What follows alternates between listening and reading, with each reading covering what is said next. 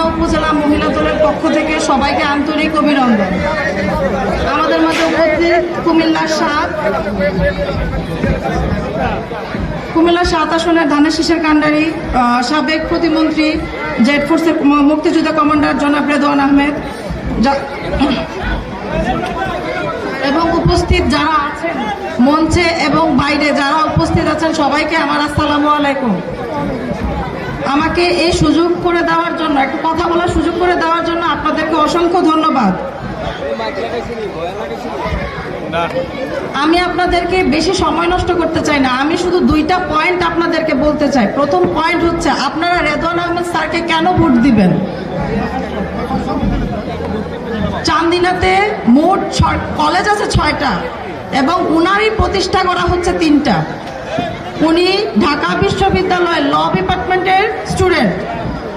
উনার মতো শিক্ষানুরাগী এবং অসংখ্য প্রাইমারি স্কুল থেকে শুরু করে অসংখ্য হাই স্কুলের প্রতিষ্ঠাতা হচ্ছেন ডক্টর রেদওয়ান আহমেদ।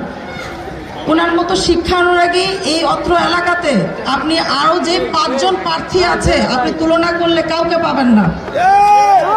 আপনারা ইলেকশন কমিশনের হলফনামা ডাউনলোড করে দেখবেন ওনাদের শিক্ষাগত যোগ্যতা এবং আমাদের বিএনপি মনোনীত ডক্টর রেদওয়ান আহমেদের শিক্ষাগত যোগ্যতা, 2টার মধ্যে কত ফারাক, বিস্তর ফারাক। উনি অভিজ্ঞ লোক এবং সংসদে একজন অভিজ্ঞ লোকের অনেক মূল্যায়ন। আমাদের চান্দিনা 7-এর জন্য একজন অভিজ্ঞ লোকের খুবই দরকার। উনি 4 বারের এমপি। আর যতজন আপনার বর্তমানে হলফনামা জমা দিয়েছে তারা সবাই নতুন।